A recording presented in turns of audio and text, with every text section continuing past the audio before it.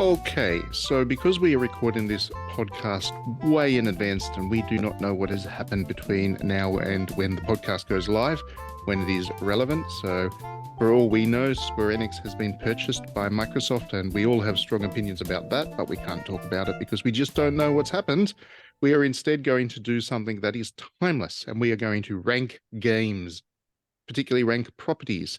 So we have here in front of us, if you're watching it on the YouTubes, you get to watch it on video. Otherwise, you're just going to have to tune in and create a mental image as you go.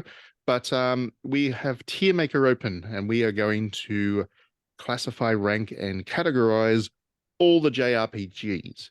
So Harvard here is in control of the mouse. And Yeah. if you want to scroll down here, Harvard, we have a full 48 odd games to categorize. So we are going to have some serious debates as we go. I And think it's like every game that had more than three Western releases, give or take a right, few, is on here.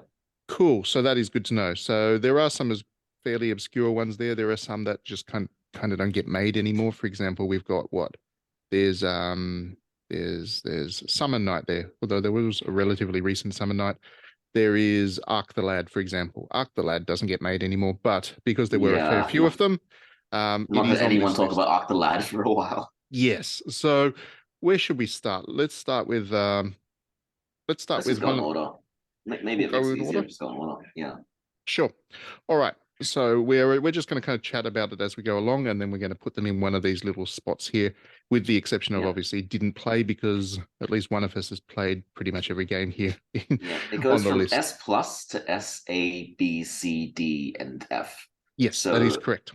we've got to be very careful of our S pluses. I feel like we'll like a lot of these games, but what's going to get the S plus? Yeah, I mean, if it was me, that'll be S plus. Let's face it, because I have a soft spot for RPGs, as everybody Yeah. knows. As the comment sections on my website keeps telling me, I'm way too soft on RPGs. But yeah, it is what it is.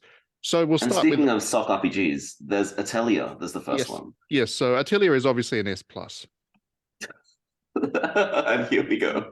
I mean, I have either of you actually played Atelier at any point? I've tried to make my way through Verona and Riser, and like I've tried a few times, and I keep bouncing off because I keep going like there's no impetus for me to actually do anything in these games. This Like is I the one you enjoy keep it. telling It's us really about, cute. which is really, really long, right? Where you have to like play all the games, otherwise you just go be completely lost. No, No. you can play whichever one in whatever order. No, every Okay. Atelier, it's more like Final Fantasy, where every Atelier is its own thing. It's kind of a But it's like a self-contained. crafting kind of game. It's like the main core mechanic is that you collect items from monsters and you create potions and stuff. No, no, that is incorrect, Harvard. The main core mechanic of Atelier is its pretty girls. And that, yeah.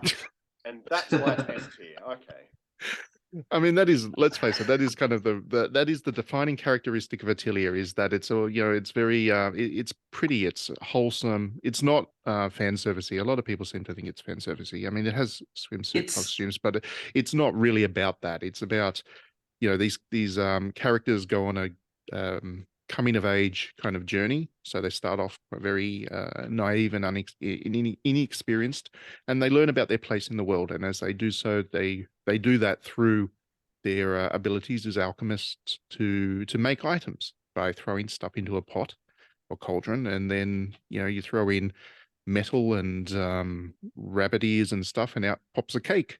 And that's basically how the game it's works. yes, the game version of like K-On! Or like those, cute anime slice of life Yeah, things. yeah. It's very good. They're very nice and wholesome and charming, and I really think that if more people gave them a go, which kind of happened with Ariza, then the series would be more popular. But I guess it's always kind of struggled with that perception that it is that fan servicey anime thing. A lot of people seem to think it kind of belongs to the same thing as Hyperdimension Neptunia, and they're really not. They're a very different kind of beast. So So I basically mean, blue reflections. no, yes, Similar developer, I think. same Same developer. developer? Yeah, Yeah. same developer as Blue So Reflections. Yeah. we're gonna let Matt control this list and put Atelier and S plus. No, let's be a little bit more realistic, I guess. Let's make it an S, because Okay. as far as the B grade kind of low budget JRPGs go, the Atelier series is definitely the best of them, I think, personally. Yeah. Next one Okay, is Baten Kaitos, which I have not which heard is anyone weird talk because about in a long time. there's only two of them. I don't know why that's in the list, given that. Yeah. But anyway, it is there. Did either of you ever play those? Yes, I've played them. It's a card game, right? In a sense. Okay, so for people who didn't have it on the GameCube, it is a turn-based RPG, but rather than selecting attacks from a menu, you select your attacks from a deck of cards. And each turn, you've got 5 or 6 cards to choose between, and you can choose 2 or 3 cards or more later on in the game. But for the most part, you're selecting a couple of cards, and you want to combo those up. And there's a pretty deep kind of combo system in there. And yeah, it's about creating a good deck of cards and then using those cards effectively in battle to both attack and defend from enemy attacks. So your defensive items are in there as well. So when your enemy attacks, then you've got to pick cards to defend against. It sounds like it's a really convoluted system, but it doesn't take long to get into. And once you do, it is very compelling stuff. The narrative of them, the narratives of them are quite good as well. The performance of them is terrible. Infamously they had some of the worst voice acting for the English dub in history of It's video like a games. GameCube era game, right? It's back when voice acting was like a friendly suggestion. Yeah, but if you think that, for example, Final Fantasy X, which was kind of the same era, we kind of laugh at it, but we can play it. If you were to play the voice acting for that game today, you would not be able to play it. It is just really that bad. So just turn the sound off. I mean, these games are getting a re. These games are getting they're coming out soon, aren't they? Yes, they are coming out quite soon. So you will get a chance to play them if you haven't any already. I mean, they're very expensive now on the kind of secondhand market because they're fairly rare. You will get a chance to play them. Just do yourself a favor and turn the voice acting off if they have kept that. Anyway, let's make that a S tier as well. Okay. Because the quality of the narrative, I think people are going to be really impressed by how strong the narratives of those two games are. And they're going to find that combat system quite invigorating, interesting, and different even today. So there we go. This next one will bring opinions. Breath of Fire. F. I would put this in like a C or a D, but I totally see what you mean. Good opening. You know how I like Breath of Fire is one. Breath of Fire. Right? Where everything's on fire and you're in like the little village thing, and then you have to go. You're in the little village. That's the original one. Yes. Yeah. Yeah. See, S tier, done. Move on. You're a real opening kind of guy. Me and the snowball scene in like Final Fantasy Tactics Advance. It's like that level of like it draws you into the story. It's great. And sorry to all Breath of Fire fans out there. This is the most cliche series in existence. Like every trope that you can imagine in JRPG is in these games.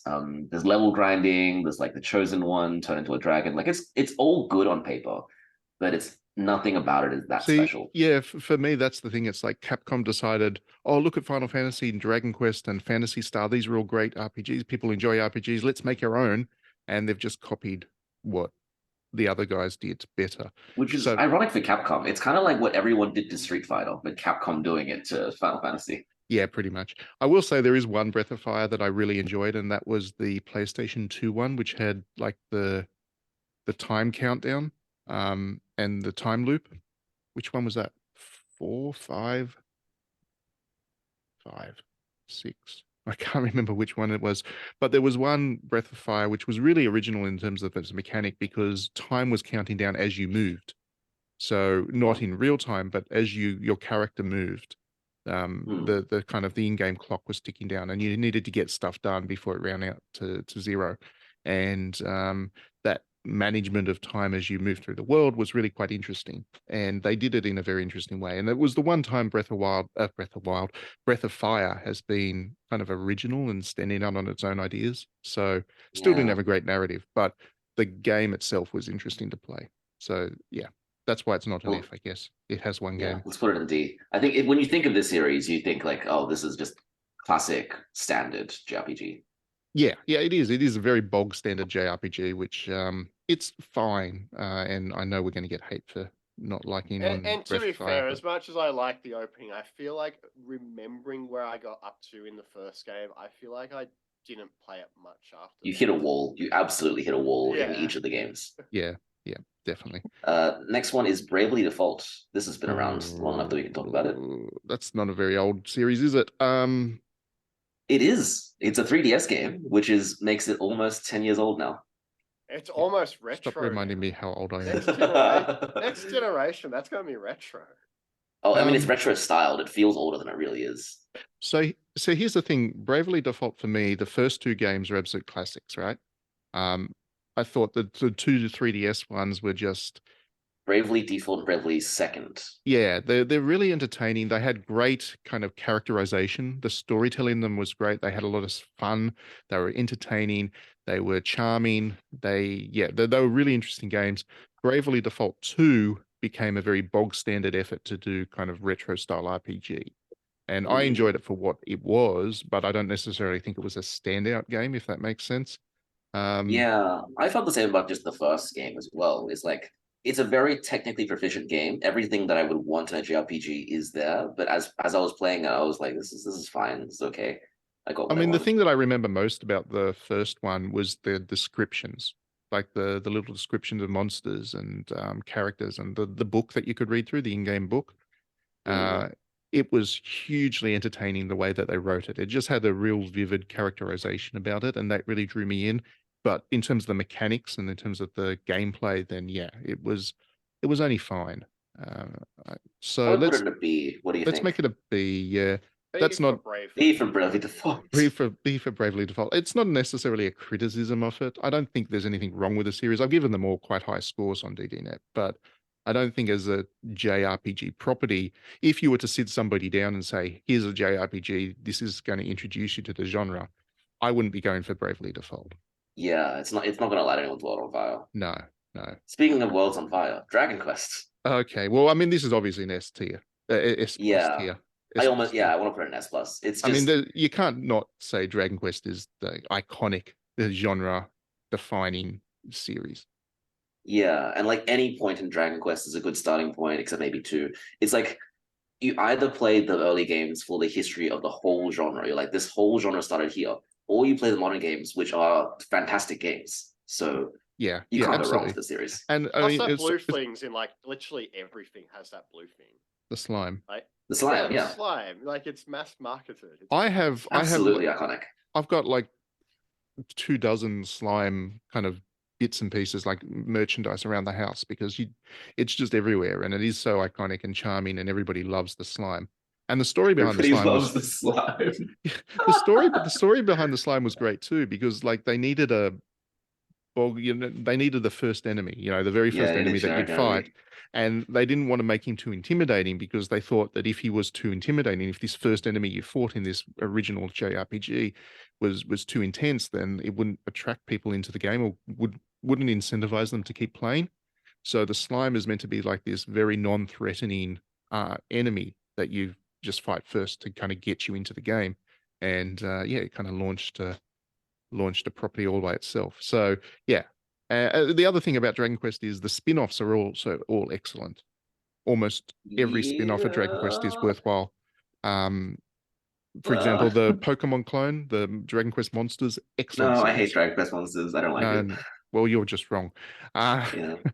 There was sorry. There was a Wii one where you waggled the sword around, and that was good fun as well. And there was also not many people got to play it, unfortunately, because you need to be in the physical space. But there was a Dragon Quest VR quest where you go into this big warehouse in Japan, and you'd all there'd be four of you, and two of you be wearing swords and shields, and then one person had a staff, and two people had staffs, different types of staff for different magic users. But you'd have two warriors, a cleric, and a wizard, and you needed to work together with your kind of little party, moving through this warehouse, fighting enemies in VR. And it's just one of my favorite video game moments ever. I just had such a good time with that. So my wife and I played it. We made, two friends there and on our little adventure. And we failed, unfortunately. The Dark Lord beat us.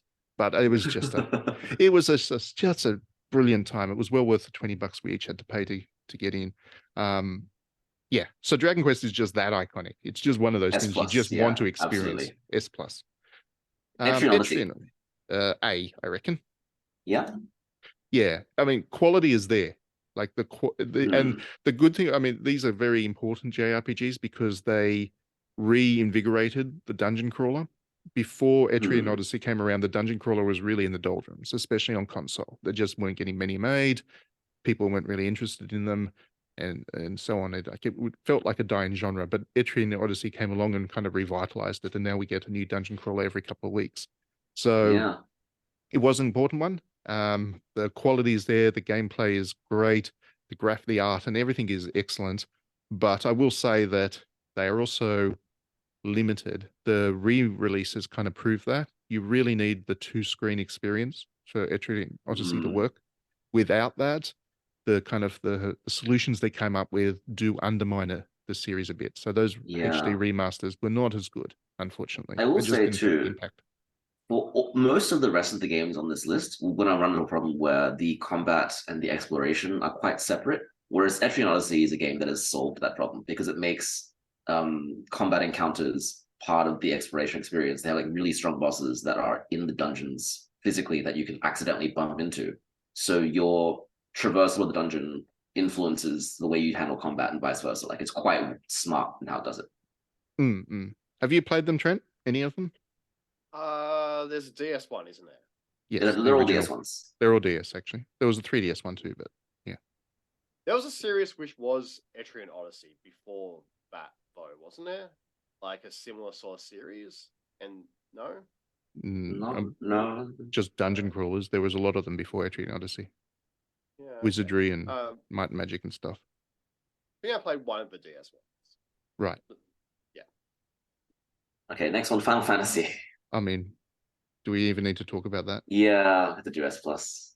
I don't know. Even Those if you remakes don't, are pretty bad. even if you don't like individual Final Fantasies, it is again literally genre It's defining. it's too iconic, yeah. And the funny thing too is that everyone has beef with at least one Final Fantasy game. No one looks at the whole series and is like hits all around. Whereas Dragon Quest, we can be like every game's a hit. Final Fantasy is such a wild, divisive series, but as a whole, you have to S plus it. But I mean, that's because Final Fantasy is always trying new things. You know, this is the series that does push the JRPG genre forward. Like it has always Hmm. been the one that has been willing to try things, experiment, and sometimes, yes, fail, at least in the eyes of some people. But if they didn't, then a whole bunch of systems and things, a whole bunch of ideas and approaches to the genre wouldn't happen. So it is Yeah, kind yeah. of the leader of the genre in so many ways. And Final Fantasy 16 kind of continues that. So yes. I really love that the two faces of the genre are like Dragon Quest, core basics, reliable, and Final Fantasy constantly pushing the envelope of what they can do. And together, there's something to like out of either of them. Well, that's exactly it. It's like for people who are traditional fans of turn-based combat and stuff, you got Dragon Quest, and for people who like seeing what the genre can really do and be pushed, then you've got Final Fantasy. They work beautifully together, and that's why it's kind of good that they're in the one publisher as well. Yeah, yeah. Okay, next one is Fire Emblem. Again, do we really need to ask where that belongs? F tier. Bam. Trent, quiet. I also don't think I want to S plus Fire Emblem, but that's It is. just me. I insist. I'm going to take control of the mouse if you don't S plus Fire Okay, I'm Emblem. gonna S plus Fire Emblem. I guess it is that iconic strategy RPG series, right? Yes. Yes. It's And like I mean, the strategy RPG. yes. And they tell great stories and they have the thing about Fire Emblem, I think that kind of makes it that S plus thing is the characters.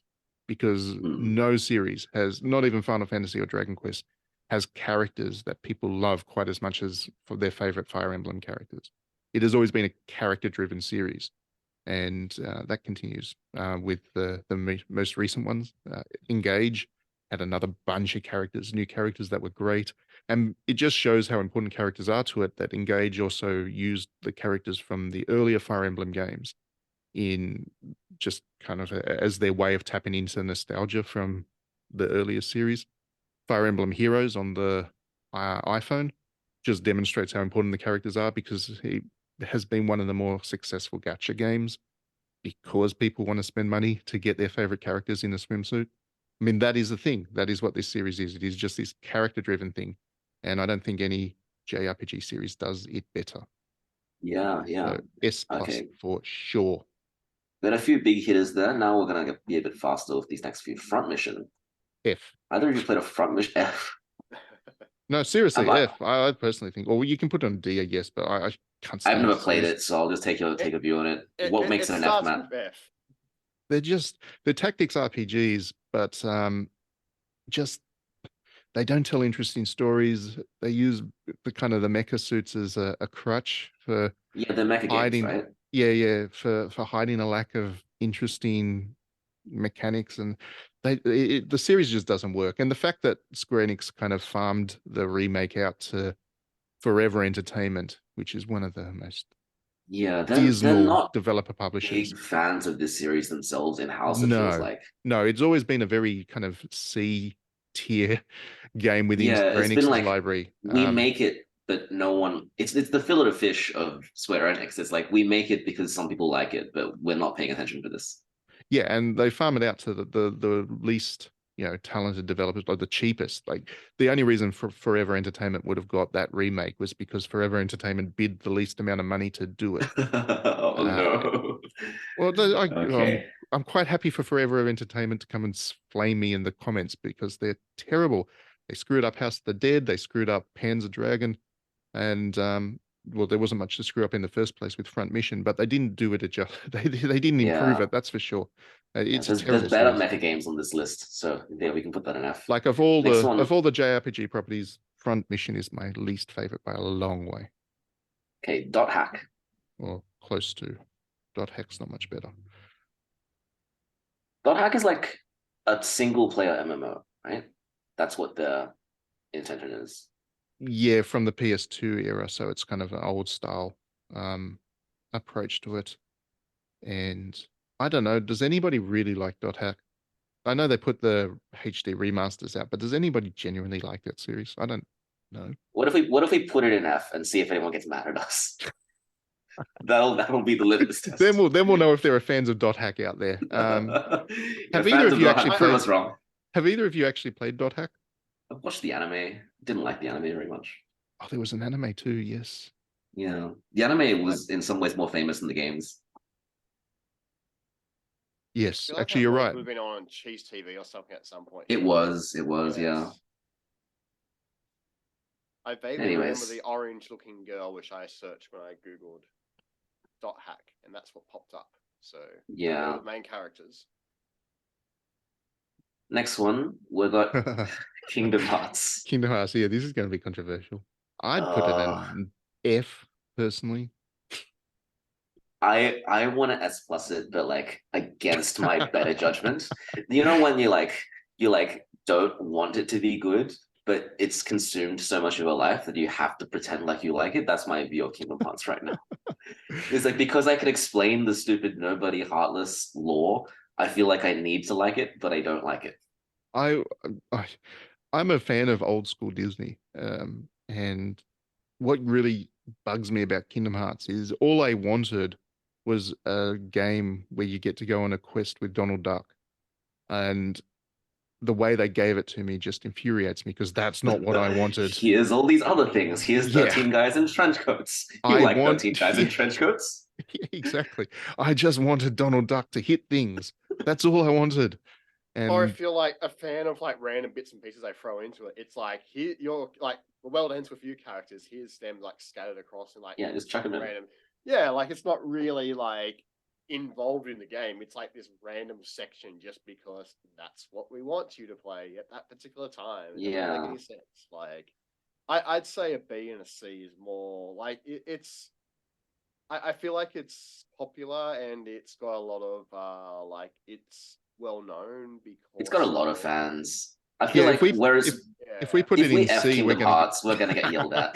If we put, we're gonna get yelled at if we put it anywhere. Like there are people like me that will yell at me. I love Kingdom Hearts, but like for the sake of the series, it's a B tier series. But for a coherent game, and if you were like, let's get into Kingdom Hearts right now, you probably will hate it. So I feel like it's a game where you have to sort of, either get involved early on or like know a lot of the backstory or Yeah, it's a real Stockholm Yeah. Syndrome franchise.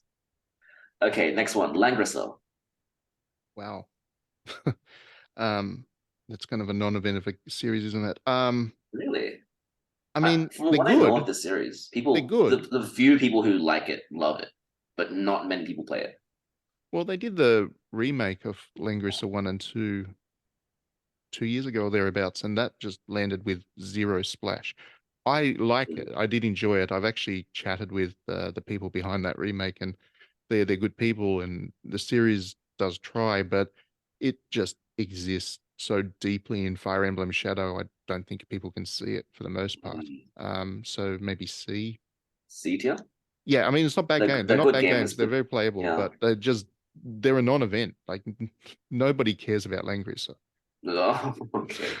I'm gonna get yelled at. Okay, speaking of yelled at, Legend of the Heroes. Oh, Jesus Christ, that's going to be a hard one to categorize. Okay, so I would put them at S personally. S? Yeah. And the reason for that is they are incredibly the storytelling in them is incredible. The fact that you do have to play all of them to get the story kind of undermines it for new players, but they're just it is as an experiment to create a world like an epic video game series that is the most ambitious. It takes 1,000 hours to play through them all, and somehow they managed to justify that. Like that's one of the rare examples of a game that or series that can go for 1,000 hours and still be making a point and still have a reason to exist and to continue to be plowing on. So for all those reasons, it is just it is exceptional. But at the same Yeah. time, the reason it's not S plus tier is because it is that hardcore. It's impossible to get into. Yeah, it's not accessible, right? It's Like I zero. There's appreciate that zero they accessibility exist. to it. I appreciate they exist, but no, I'm not gonna start. Well, if I do, I might fall into the hole, but I'm wary of how big the hole is. Yeah, because once you go in, you can't dig yourself back out. You can't come up for a breath. And it's just, I'm fortunate that I've been playing them for long enough now that I can play the new one because there's a new one just as we record this podcast. There's a new one coming out or just out actually. And I can play it and get along with it. But I would definitely not recommend it to people who haven't played a lot of them before. So that kind of does hurt the series as a tier, but Yeah, they're just good, but exceptional. beware. Yep. Well, not just good, Lufia. absolutely incredible, but yeah, be aware. So next one we'll go is Lufia. Have you played this map? Yeah. I played them. They were B tier Golden Sun. maybe stick it in. Maybe stick it in C. Now, To me, it really belongs next to Breath of Fire. probably. I You're feel like they probably right. occupy a very similar space, and like they're pretty good games, but they're not world changing or like anything like that. Yeah, and I mean the fact they don't make them anymore kind of says that. Yeah, maybe it's a bit better than Breath of Fire. It did more interesting than Breath of Fire, but it's like the same style of game to me. Yeah, It's an RPG. the storytelling was way worse. Lufia's storytelling just never kind of Oh, captured me. really? Yeah. Oh, But the gameplay does. I enjoyed it more than Breath of Fire because they, as RPGs, they work better for me. But the one I always remember most is probably the Game Boy Color Lufia, and the storytelling in it was not good. I didn't think. okay. So yeah, Let's D's power reasonable. through the next few. We are going to get yelled at for D for putting it there because there are one or two Lufia fans out there, but it is what it is. Sorry, Okay. guys. Let's power through the next few so that we get about halfway, and then we'll do the next half. Yeah. We're not even halfway through yet. Yeah, I know, but the timer is ticking now. No, I'm just saying we're not halfway through. Wow. There's a Yeah. lot of JRPGs. These next one will be fast. Luna. Maybe A. I mean, Luna's not a lengthy series, but they're great. They're very good quality storytelling. They're just games that for JRPG fans, that is an essential one to play. So it's not one to get into the genre, but it is definitely one for people who love the genre. Yeah, if you like JRPGs, play Luna. Next one, I had to Google what this is. It's Mana Khemia, which is a Gust series that came before Atelier, I think. Yes. It's a PS2 game. Yes. I mean, I think the fact that they've plowed on with Atelier and left this series to die kind of tells everything about it. They're good, but definitely Atelier is superior in concept and Okay. execution. So maybe Put in the D. detail. Yeah. Mario and Luigi Superstar Saga. F. No, Mario and Luigi are F. great. Oh, Okay, they're so not good RPGs. They're good like comedy puzzle games, but they are not RPGs by we'll any we'll sense. we'll probably end up spending the rest of this section talking about this one series. For me, I like the fundamental, like the RPG mechanics and the elements, which is why Paper Mario is my favorite of this kind of property. But what I don't like about this series is the way they do gimmicks. Like every Yeah, Mario and Luigi has yeah. some stupid gimmick in it, which they end up relying on too much, and it takes away from the RPG. I think that's So more of a Definitely. more recent ones, just like Paper Mario. They sort of lost their like spark. Like the original Game Boy Advance Mario and Luigi games, they are like top tier RPGs, especially for the platform at the time. Like if you were like, this is a Game Boy Advance game, what do you want? Like what games do you need to play on the Game Boy Advance? Mario and Luigi would be mentioned like up there, like in terms of people's lists. yeah, So you're that, totally right. yeah. And you can actually play one of the Mario Luigi's on the Game Boy app on the Switch now. Yeah, yeah. And And it's like it's a fine game, it but is. But the reason on that a it is a JRPG fine tier game list. is because it's not gimmicky. That one doesn't have the same kind of reliance on gimmicks that later ones did. So yeah, maybe C. Yeah, C or D, I think I'll put it a C. It's The interesting, but the it's not a earlier game, great like yeah. The earlier games are great, but the series has really lost its way, and I don't think they're going to dig that one out because yeah. they're too wedded to gimmicks. We can do a few more. Mega Man Battle Network. Um, maybe B, do you think? I like it. I think it's good. I'd happily put it in B because it's not for everyone. It is a bit of a weird style design, but to combine Mega Man with JRPG, I think they were quite successful in what they did. They're fun I times. think people responded pretty well to that collection, didn't they? Yeah, yeah. Like the Do you know collection it's that an esport released. now? Is Like it? Mega Man Battle Network Combat is like a proper esport now with an online network and everything. It's Really? pretty surprising. Yeah, Really? yeah, yeah. People like it. It's good. That's fascinating. I mean, you can make anything esports these days. They do Catherine as an Yeah. esport, but yeah, Mega Man Battle Network esport. I mean, the thing for me was I've never really been invested in Mega Man, so that kind of has held me back from the series a little bit. But I do enjoy the combat of those ones. Yeah, it's definitely a mechanics game. It's not a narrative or a world building Yeah, game. yeah, exactly. And I mean, It's a fun time. Mega Man was always about the mechanics rather than the storytelling. Absolutely, yeah. So the fact that that's kind of come across to the JRPG versions of these doesn't Yeah. surprise me at all. Let's make this the last one for the section, Monster Rancher. Oh, now this is an interesting one, isn't it?